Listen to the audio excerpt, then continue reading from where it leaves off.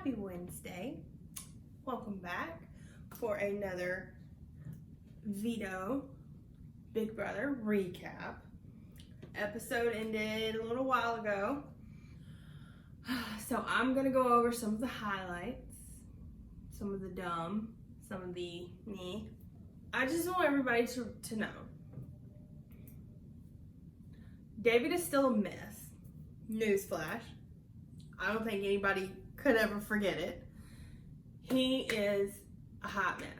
Kevin speaking to him as he is the greatest God's gift of earth. I know you'll go beast mode if you play for me in the veto. So if I get house guest choice, I'm going to pick you. Oh my God. Kaysar talking about, like, he was like crying because he's like, this big group is running the house. Sir, if you were on the good side of the big group, you would not be fussing. And we all know this. He's just crying because he is on the side of the house that people want out. It is what it is. It's just not happening for you, sir. I do have to comment, though, on Ian. This is episode 12 of Big Brother. They have been in this house for a month, and they are just now starting to talk about Ian. Apparently, Ian has been flying under everybody's radar, even mine, because I have not even been talking about Ian much on any of my videos, any of them. They're smart for starting to think of him, but I think I would think about Ian a little more. He won. He's smart. He's playing his little dumb game, but I think they need to start thinking about Ian. Mornings with Memphis segment.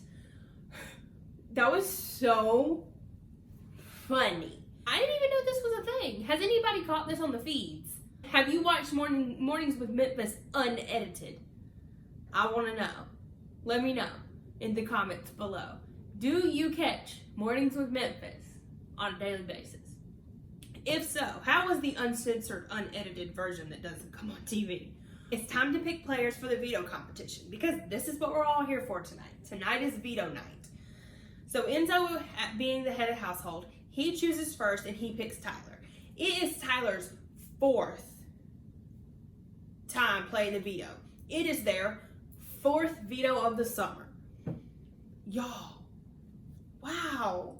Kaysar chooses Bailey's chip. And Kevin, he gets house guest choice. And guess who he picks? Beast Mode David. I don't understand why Kevin thinks he is so great. But the bad thing about it is that I think David thinks David is so great. Huh? Cocky Cody.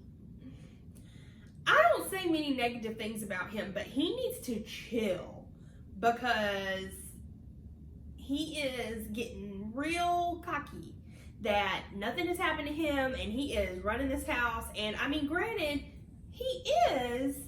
However, he does not need to like exude this persona of being cocky because it's not going to help him in the long run. Okay, this veto competition was probably one of the best that I have ever seen. Memphis was the host of this and it was like a puppet master type deal. So they were hung from, well, they started at the bottom and they picked them up. And so they had to hold on and they had little pedestals, like little pedals that they had to put their feet in to hold them up. And so the strings started moving this way and they were like, literally, there was a puppet master. So this was an endurance comp. And I was very shocked that this was a veto competition because this was a little bit more like a head of household competition to me. However, this was your veto comp for this week. Poor Kaysar, he falls first. 12 minutes in. He has no chance this week. That is all I have to say. Enzo falls 18 minutes in. I thought a little more of Enzo, to be honest with you. But then Tyler falls about 27 minutes in, it said. You have all of these bigger, muscular players that obviously have to use more strength because they weigh more to hold themselves up, and they all fall first. So then you have Bailey, Kevin, and David left, of all people. Bailey, she loses her foot pedal and she's just not able to recover But she was talking about how, like, you know, this was her comp because she's a yoga instructor and she can bend and move and all this. And honestly, like, it was. Like, if she would have lost her footing, I think this would have been her chance to, like, actually win a competition. I was impressed by her performance within it. Then Kevin loses his little foot thing, but he miraculously is able to recover and get it back. And I was like, okay. Then David falls. Kevin wins. After that performance of him being able to get his footing back, he deserved to win that competition, in my opinion. If you remember, Kevin is one of our nominees, so what do you think is going to happen? They show Kevin in the diary room, and he gets the power of veto, and he cries. Who is surprised that Kevin is crying? I'm proud of Kevin. I'm happy for Kevin, but I'm not surprised that he cried. Then, because obviously Kevin wins the veto, everybody knows he's going to take himself off the block.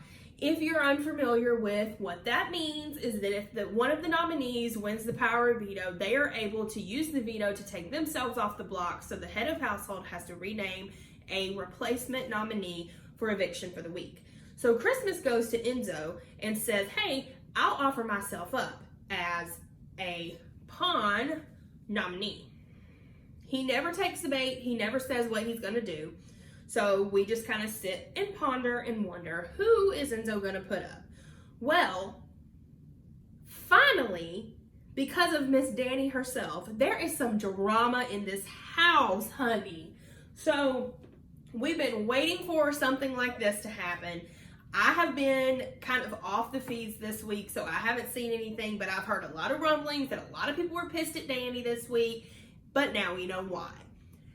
Tyler and Nicole Franzel and Dani were all in the head of household room, and Dani says something about Bailey and Davon wanting to have a meeting. Now, if you remember, Tyler, Dani, Bailey, Davon, Enzo, and Cody are all in the Slick Six Alliance. Nicole is nowhere to be found in that alliance. But Dani and Nicole have been working together.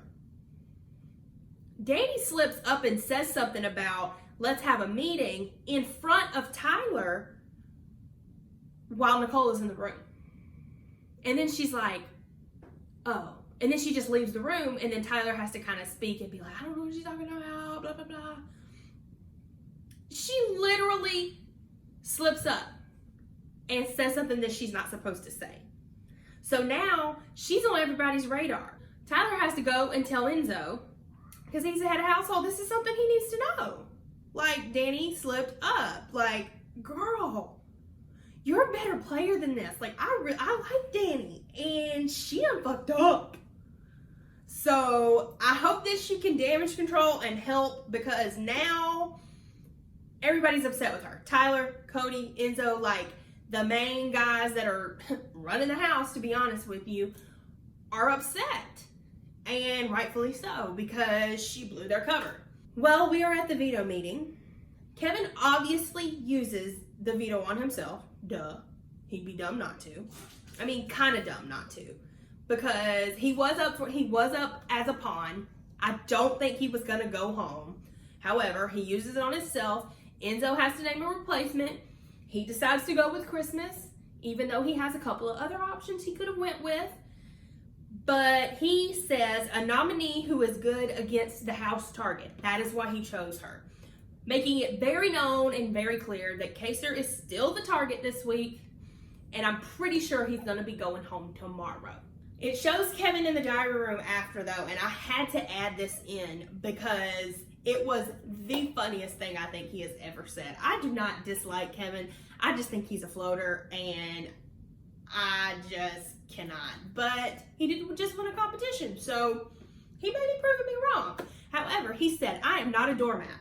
I am more like a Persian rug, bitch. Oh my God. But I will leave on this one note, is that they are on to Dani. She needs to be careful. She needs to do damage control. I need her to do damage control because I am not ready for her to go. I think she's great, and I think that she needs to stay around, especially if only to create more drama. We have Kaysar, we have Christmas on the block for eviction tomorrow. I am a confident 100% sure that Kaysar will be walking out of the door tomorrow. Everybody's hoping for a twist to help him. I just don't think this is going to happen. I think he's done. I think the Janelle and Kaysar pair, I think we're done with them for this season. Let me know in the comments below who you think is going home tomorrow. Who would you have liked to see gone home this week? If not either one of these two. If you liked this video, give it a thumbs up. Don't forget to please subscribe to my channel. I put videos out about Big Brother every Sunday, Wednesday, and Thursday after the shows, so be on the lookout for those. You can hit the bell for my notifications for when new videos come out. Also, don't forget to follow me on Instagram at actuallyrach. I do add some extra things in there throughout the week to keep everything kind of on top of things while everything is happening. I will be back tomorrow to share and to probably be happy about our house guest that it gets evicted tomorrow. So be sure to check back tomorrow, and I will talk to you then. Bye.